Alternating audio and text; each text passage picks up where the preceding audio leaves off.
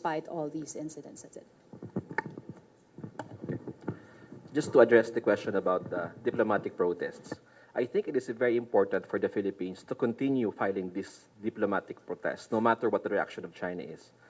The diplomatic protests are for purposes of putting on record our continuing objection to what the Chinese are doing.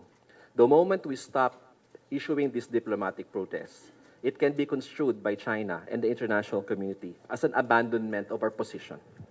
So this government, in particular the Department of Foreign Affairs, will continue to file these diplomatic protests, even if it runs into the hundreds, because precisely by doing so, we are reaffirming our commitment to the Philippine position that it is that the Ayungin Shoal and all other features which we occupy is our part of the exclusive economic zone of the Philippines. We exercise sovereign rights and jurisdiction over those features.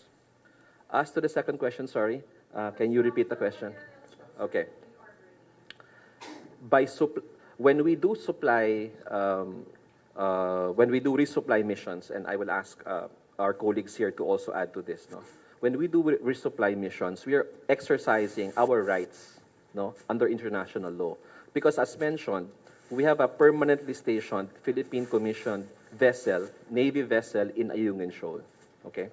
So when we do supply, we provide them with what is necessary for the maintenance of the LS-57. So we provide food, we provide everything, provisions, no?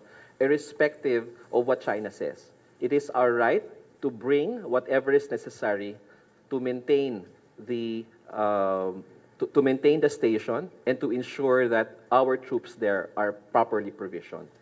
So let me give the floor to the other members of the panel. Based on the report provided to us, these are supplies that are needed by our people there to make sure that they have food to eat, water to drink, and other supplies needed.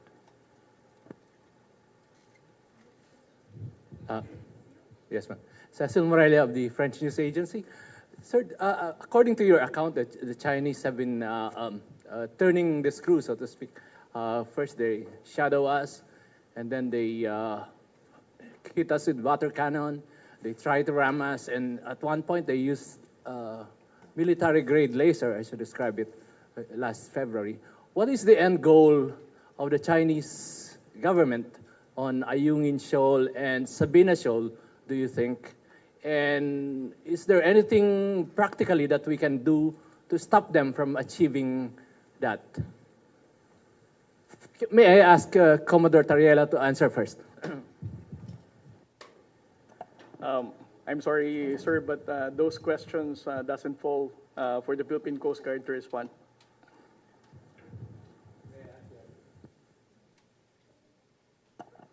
I think those questions are not for the Philippine Coast Guard to respond, ma'am.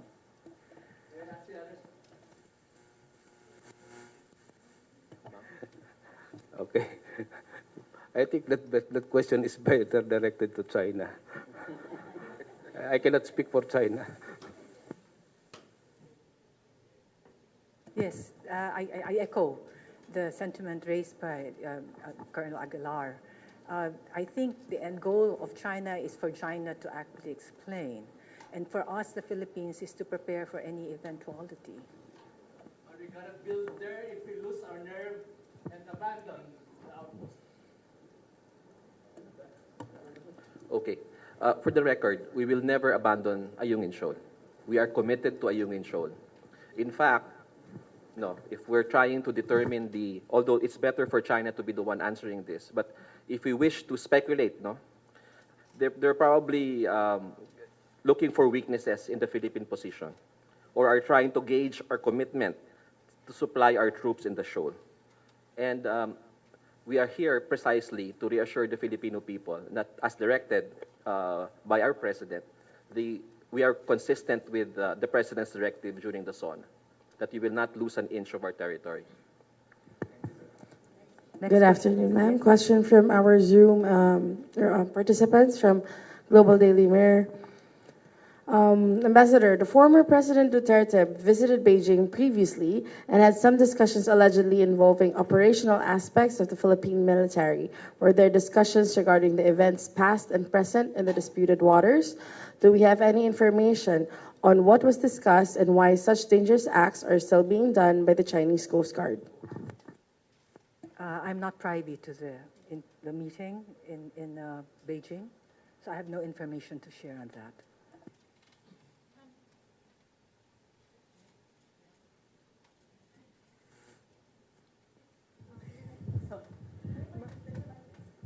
Ma'am, Joanna Balyaran from GG Press. Ma'am, we've been firing diplomatic protests against China. No? It's been over 400 note verbales and protests. So what's the next step for the Philippines, ma'am? What are the other forum or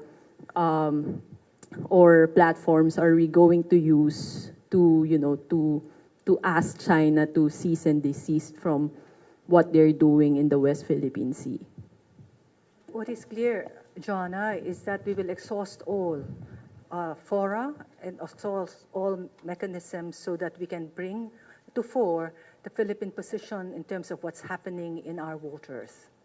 That's for sure. So, but in terms of diplomatic protests, that's one diplomatic action that's taken.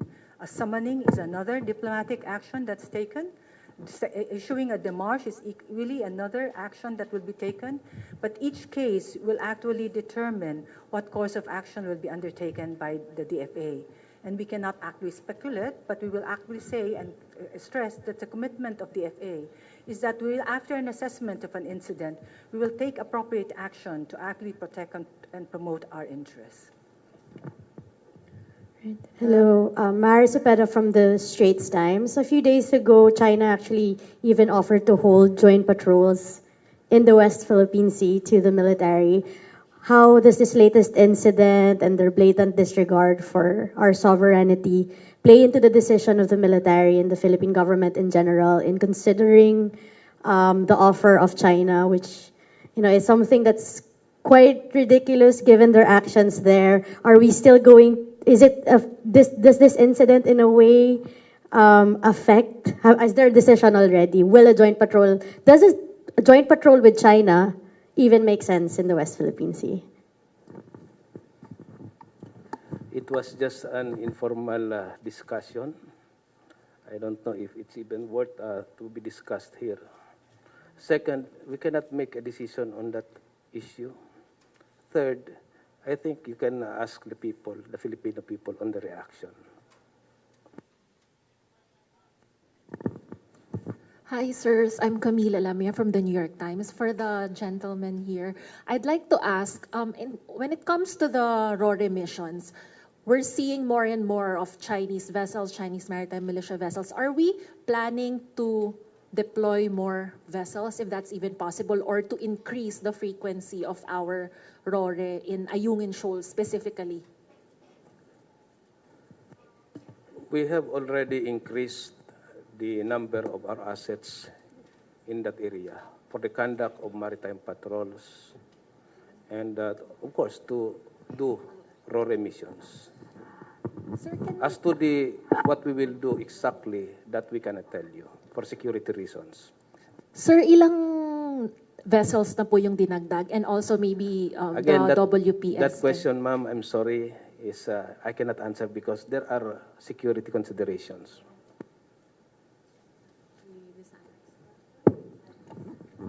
Hi, sir. Sandra po of GMA7.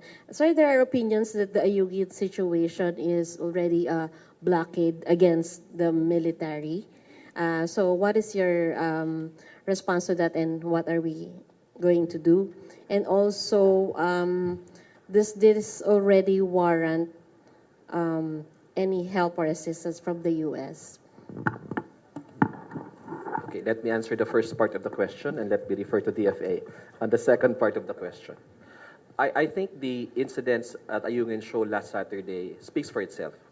No, the increased number of Coast Guard vessels, the movement in concert with the Chinese maritime militia, which effectively proves to the whole world that they are instruments of the Chinese Coast Guard or the Chinese Navy or the Chinese government. That these are not that these Chinese militia vessels are not disinterested participants or innocent individuals just who happen to be there. No, this was a concerted effort, as mentioned by Commodore Tariela, a concerted effort wherein our ships were effectively corralled. No, so this was like a David versus Goliath situation, because there were only 2 Coast Guard vessels and 2 Philippine supply boats against 6 large Chinese Coast Guard vessels and 2 Chinese militia vessels and more People's Liberation Army naval vessels at near proximity to the area. So technically, no, this looks like a blockade of the Ayungin Shoal, okay? Because the facts on the ground, as can be seen by everyone through the videos and the photos that we have shown today, clearly showed the increased deployment of the Chinese Coast Guard vessels. I think the most number, tama ba, Commodore? The most number in recent memory. Okay.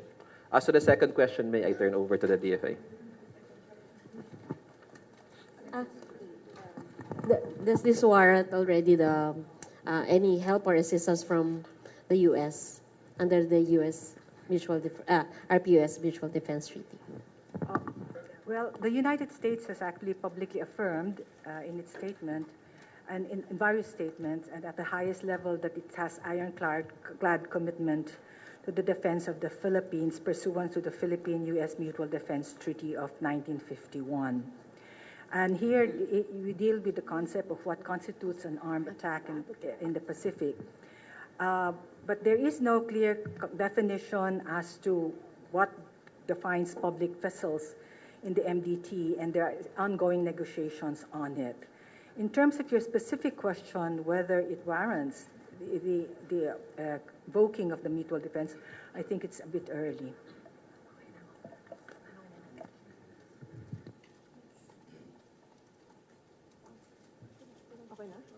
Okay. Oops, sorry. Hi. Okay na. Hi, Ambassador Daza, Sofia Tomar Cruz from CNA. Just to follow up Ms. Sandra's question as well. You mentioned earlier that there is no clear definition as to what defines a public vessel under the MDT. With the great detail that that NTF has also shared regarding the recent incident, are we moving towards perhaps a definition of what a public vessel would be, and what might that look like, considering it was also mentioned that these were commissioned by the Philippine Navy, they were manned by officers of the Philippine Navy. So yeah, what is this incident, what impact does it have on the MDT, and kind of clarifying what constitutes the threshold for assistance? I have no information to share on that at this moment. Yeah. Okay. Just to follow up as well on perhaps using other fora, how does the Philippines view the viability of code of conduct with ASEAN and China, considering the repeated nature of the incidents and also the escalating nature, what appears to be the escalating nature of the incidents? Does this still seem useful, considering not negotiating as a form of protest, perhaps? Okay, thank you for that. The Philippines remains committed to the pursuit of an effective and a substantive code of conduct. China's coercive actions, continuing coercive actions, a reflection of a dire need for us to actually set up rules that would guide our actions at sea and prevent tensions from escalating in the region. Good afternoon, sirs and ma'am. Martin Sadongdong from Manila Bulletin. Sir, this question is addressed to Colonel Aguilar and Commodore Tariela. Sirs, what's the status of our personnel? How is their morale, especially those on board the BRP Sierra Madre and those who experienced the incident? We are always prepared for all eventualities, and therefore the morale remains high.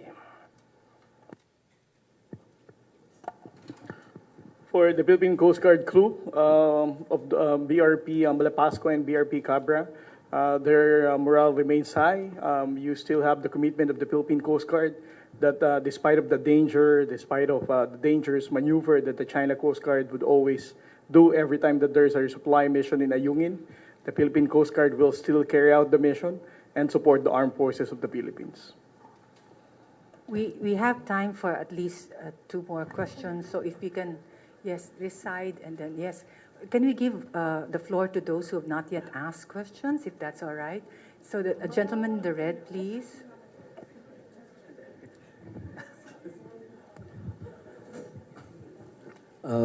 Question, Rainier from the Philippine Star, for Commodore Tariela.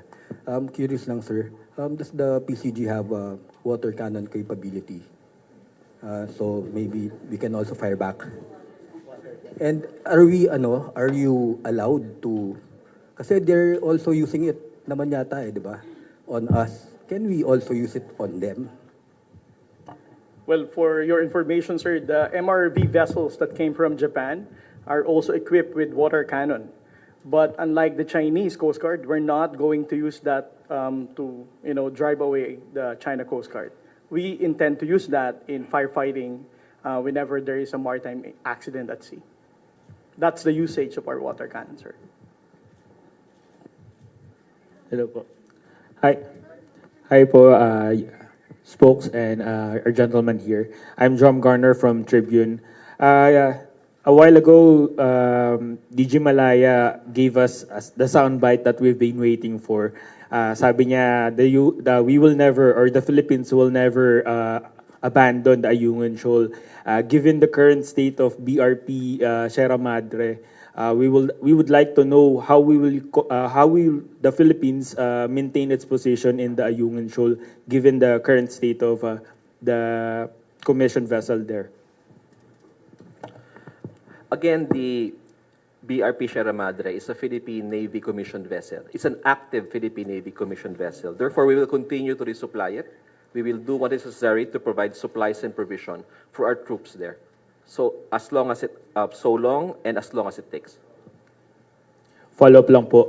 During the adoption of the Senate resolution, which urges the DFA to elevate the Chinese incursions in the West Philippine Sea to international, multilateral or international fora, senators mentioned that isang bagyo na lang daw, hindi na natin alam kung ano mangyayari doon sa BRP Sierra Madre.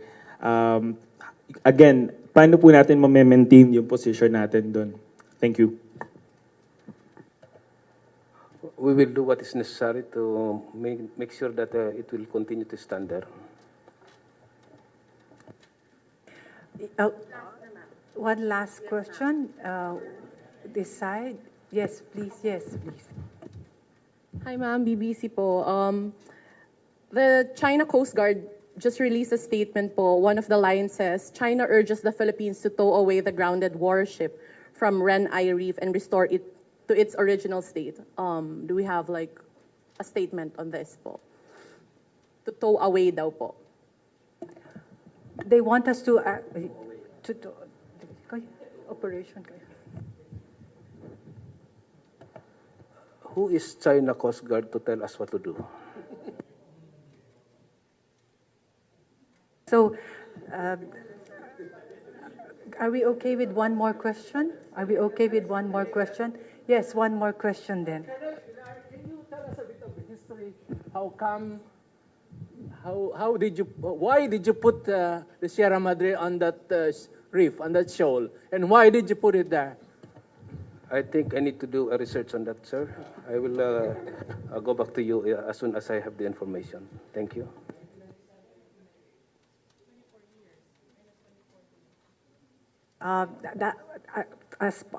Closing, we will give the floor now to ADG Malaya for his closing remarks. Okay.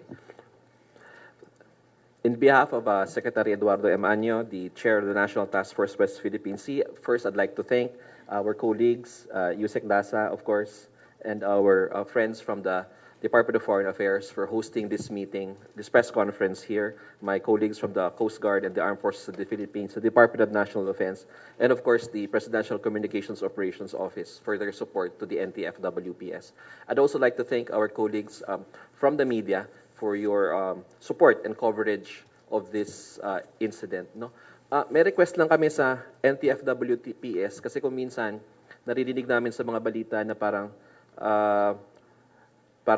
in question pa rin yung ating in question pa rin yung ating pagmamay-ari sa mga features na clearly was already awarded to us by the 2016 arbitral ruling and the provisions of the UNCLOS. Kasi meron pang illegal.